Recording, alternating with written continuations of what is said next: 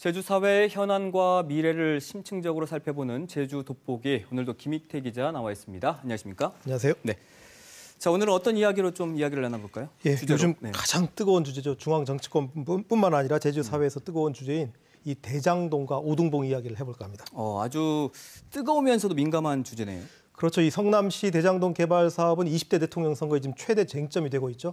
그리고 제주시 오등봉 민간 특례 사업은 제2의 대장동 개발이라면서 제주 사회에서 다시 쟁점으로 좀 부상했습니다. 제2의 대장동이라고 하면 그러면 오등봉 개발 사업, 대장동 개발 사업이 비슷하다 이런 의미인가요? 모든 사회 현상이라는 게 멀리서 보면 비슷하고 가까이 가서 보면 다른 점이 눈에 띄게 마련이거든요. 그러니까 비슷한 점도 있지만 다른 점은 더 많습니다. 흥미로운데요. 그럼 비슷한 점부터 좀 살펴보면 아무래도 두 개발 사업 모두 그 민관 공동으로 개발하는 방식이 이게 공통된 점인 것 같아요. 그렇죠. 그게 아주 가장 중요한 좀 공통점인데요. 이 대장동 사업인 경우엔 성남도시개발공사와 그리고 금융사 컨소시엄에서 출자한 특수목적법인 주식회사 성남이뜰 많이 친숙해지셨죠. 그리고 오등봉 사업인 경우에는 호반건설 컨소시엄에서 출자한 특수목적법인인 주식회사 오등봉 아트파크가 제주시와 함께 사업을 시행합니다. 이 민관이 함께 개발하는 방식인데요. 이 부동산 개발 사업에서 가장 까다롭다는 이 토지 수용 그리고 인허가 절차를 행정에서 맡아서 처리하는 방식입니다. 네. 그리고 두 사업은 또 우여곡절을 겪었다는 공통점도 있습니다. 이 대장동 사업인 경우에는 역사가 참 길죠. 2004년 LH에서 공영 개발하기로 했다가 2010년 민간 개발로 바뀌었죠. 다시 2015년 민관 공동 개발로 결정됐습니다.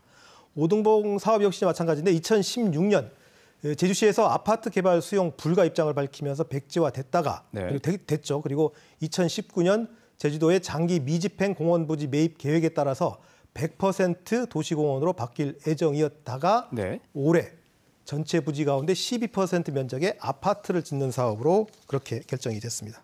네, 우여곡절 끝에 결정된 민관 공동개발 사업이라는 게 이제 두 사업의 공통점이라고 한다면 다른 점은 뭔가요? 이 대장동 사업이 논란이 되는 가장 큰 이유가 결국 돈 아닙니까? 이 돈을 둘러싼 문제 때문인데 대장동과 오등봉 사업의 가장 큰 차이는 이 개발 이익을 어떻게 환원하느냐 이 방식에서 찾을 수 있습니다. 이 대장동 사업은 확정 이익을 보장받는 방식입니다.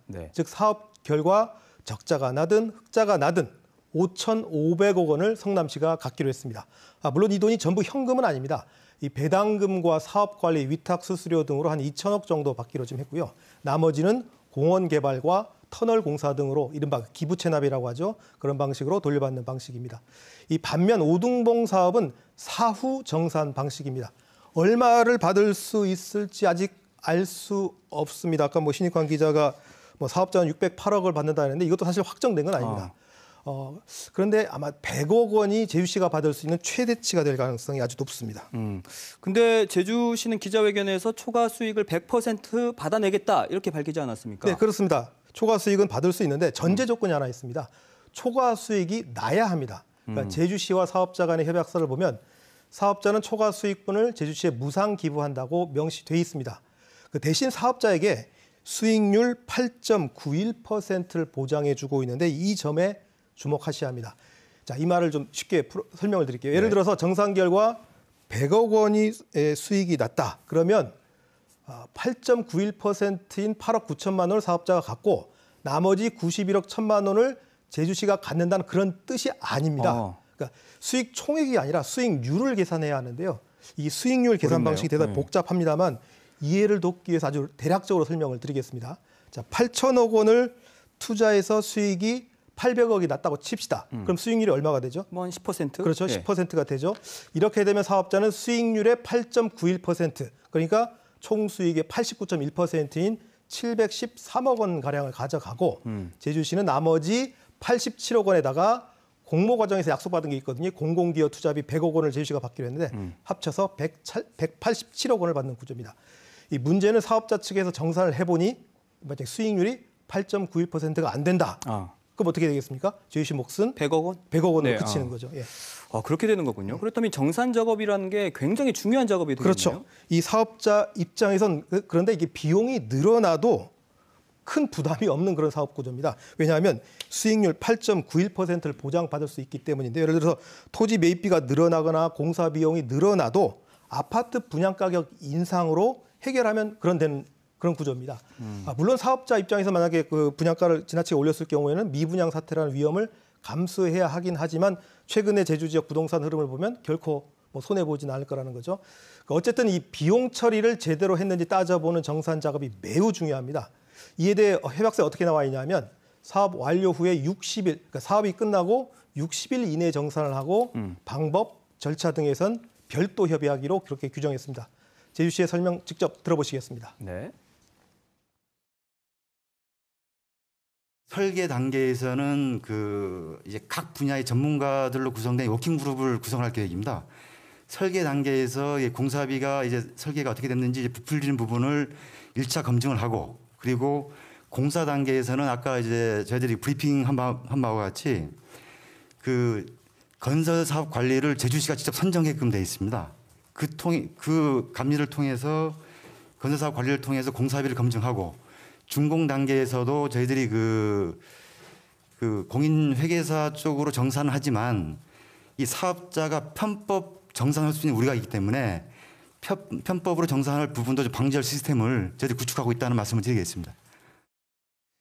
그러니까 이제 지금 편법 정산을 막을 그런 시스템을 구축 중이라는 설명인데 그렇죠. 뭐 아직까지 만들어지지는 않은 것 같고 그래도 이 정산 작업의 경우에는 제주시가 선정한 회계기관에서 맡게 되는군요.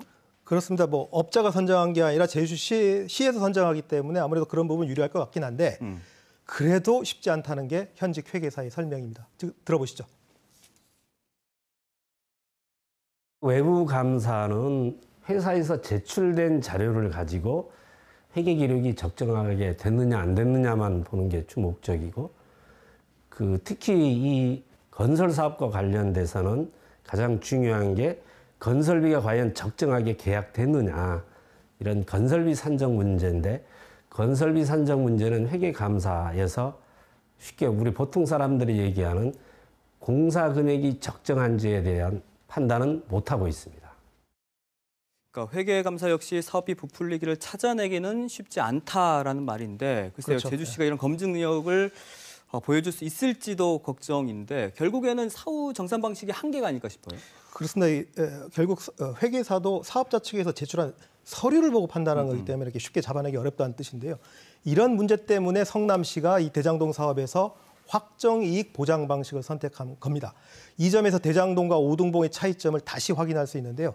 이 앞서 설명드린 사업 시행자를 보시면 이 오등봉 사업은 건설회사 중심의 컨소시엄이고요. 대장동 사업은 건설회사 없이 금융기관 중심으로 짜여져 있습니다. 이 금융기관 중심으로 하면 장점이 뭐냐면 낮은 금리로 자기들이 금융기관이니까요. 사업비를 조달할 수 있고 그리고 경쟁 입찰을 통해 시공사를 선정할 수 있는 거죠. 네네. 그래서 공사비를 줄일 수 있는 그런 장점이 있습니다. 근데 이 오등봉처럼 건설회사가 중심이 되면 시행사와 시공사, 즉 시공사가 건설회사가 되니까요. 네. 수의계약을 통해서 이 비용을 부풀릴 가능성이 나오는 겁니다. 자, 그럼 이에 대해서 사업자 측에서는 뭐라고 설명을 하고 있나요? 네, 지금 요새 그 오등봉 여론이 심상치 않게 돌아가고 있지 않습니까? 그래서 지난주 금요일 이 보도자료를 내면서 적극적인 해명에 나섰습니다.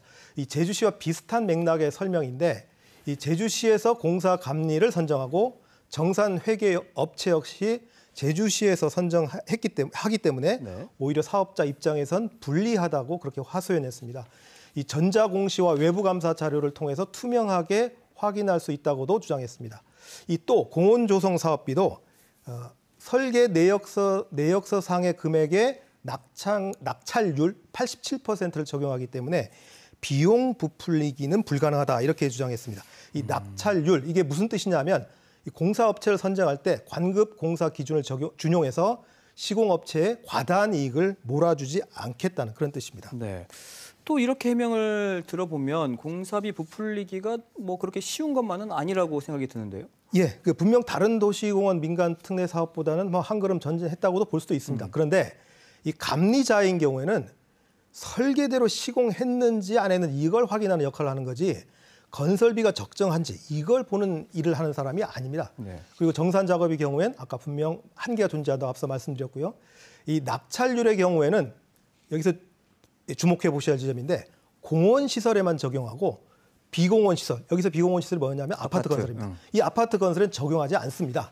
즉 시행사와 시공사가 수의 계약을 한다는 겁니다. 다시 한번 회계사의 설명을 들어보겠습니다. 공사 금액은 우리가 보통 얘기할 때 공개 입찰인 경우에는 여러 사람이 입찰을 하기 때문에 딱 이제 쉽게 말해서 적정 공사비로 계약이 된다라고 볼 수가 있는데, 수의계약, 특히 건설 같은 경우에 시공사와 시행사가 어떠한 주주 구성이라든가 또는 사업 이 협약 정도가 될 경우에는 서로 합의해서 공사 금액을 산정하기 때문에 회계감사에서 그 합의돼서 만약에 결정된 사항을 우리 회계감사 기법으로 찾아낼 수 있는 회계 규정이 미비합니다. 자, 그래도 제주시 입장에서는 세금을 들이지 않고 도시공원을 만들 수 있다라는 장점은 있는 건 분명한 사실이죠. 예, 그 아까 부풀리기 가능성이 있다 그랬죠. 제가 부풀리기 한다라고 단정한 건 아닙니다. 그 부분은 좀 오해 없으셨으면 좋겠고요. 이 제주도와 제주시가 강조하는 부분이 바로 이제 그 세금을 들이지 않고 도시공원을 조성할 수 있다. 이 부분인데, 이 도시공원 일몰제가 적용이 되면 바로 이 토지주들이 스스로 자기 토지에다 그 건축 행위를 할 거거든요. 그러면 난개발이 우려되는 그런 상황이 되는데, 행정에선 돈 한 푼 들이지도 않고 2,300억 원에 해당하는 도시공원 시설을 기부 체납 받을 수 있다. 네. 이게 그만큼 이익이라는 거죠. 이게 타당한 주장처럼 들리기도 합니다. 그런데 이를 대장동 개발 방식과 비교해 보면 또 차이점을 확인할 수 있습니다. 이 오등봉은 기존 공원 부지의 일부의 아파트를 짓기로 하면서 공원의 본질적 기능과 경관을 훼손한다는 그런 지금 비판을 받고 있는 거거든요. 네. 그런데 이 대장동 개발에도 사업자가 공원을 조성해서 기부 체납하는 방안이 들어 있습니다. 그런데 이 대장동 사업에 포함된 공원은 대장동에서 10여 킬로미터 떨어진 구도심에 조성하는 겁니다. 이 제주도에 적용을 해보면 지금 현재 오등봉에 짓고 구도심, 우리 제주시 그쪽에다 공원을 늘리는 그런 계획인 겁니다. 이게 대장동 사업이 오등봉 사업과 구분되는 독특한 결합 개발 방식입니다. 자, 또 김익태 기자 이런 설명을 듣고 보니까 오히려 오등봉 공원 사업이 대장동 개발 사업보다 더 문제가 많다라는 생각도 들어요. 뭐 어느 게 더 문제가 많다 꼭 그렇다고 단정할 수는 없으나 아직 뭐 마무리된 게 아니니까요. 그리고 사실 투명하게만 사업을 진행한다면 무엇이 문제겠습니까? 뭐 대장동 사업이 꼭 잘된 사업이라고 말씀드리려는 것도 아니고요. 대장동인 경우에는 확정이익 보장으로 안정적으로 개발이익 5천억 원을 지금 환원받았다고 이렇게 볼 수 있지만, 지금 뭐 총수익이 1조 원이다. 그리고 아파트 분양까지 포함하면 1조 6천억 원이라는 그런 분석 나오고 있지 않습니까? 네. 이런 초과수익 환수에 대해서 크게 부족합니다. 그리고 사업 승인 과정에서 아직 확인되지는 않았지만 뇌물, 배임 등 각종 의혹이 나오고 있지 않습니까? 이 분명한 건 철저한 수사를 통해서 의혹을 규명하고 부패와 비리가 있을 경우에는 지위 고하를 막론하고 책임을 물어야 한다는 것입니다. 네, 물론 그래야 하는 거고요. 근데 이런 질문도 드릴 수 있지 않을까 싶어요. 만약에 오등봉 사업도 초과 이익을 환수만 잘 한다면 문제가 없는 것인가? 어떻게 생각하십니까? 네, 이번 논란에서 아주 잊지 말아야 아주 중요한 질문인데요. 만약 불법 행위만 없다면 그리고 개발 이익만 일정 정도 받아낸다면 오등봉 개발은 정당한 걸까? 이 질문을 드리지 않을 수가 없는데 2016년 당시 고경실 시장이 지금 계획보다도 절반 수준에 불과한 사업 요청을 받아들이지 않았거든요. 제가 고 전 시장에 직접 물어봤습니다. 네. 근데 이렇게 얘기하더라고요. 후배 공무원들에게 부담이 된다면서 공식 인터뷰를 거절했습니다. 그런데 이 공직자로서 부끄럽지 않은 결정이었다. 네. 이런 말은 들을 수 있었습니다. 그러니까 5년 만에 어떻게 계획이 180도 바뀌게 된 건지 앞으로 분명하게 밝혀야 할 질문입니다. 네, 아무래도 이 도심 녹지가 사라지고 도시만 확장되는 이 제주 현실에 대한 고민이 좀 필요하지 않을까 싶습니다. 오늘 이야기 잘 들었습니다. 고맙습니다.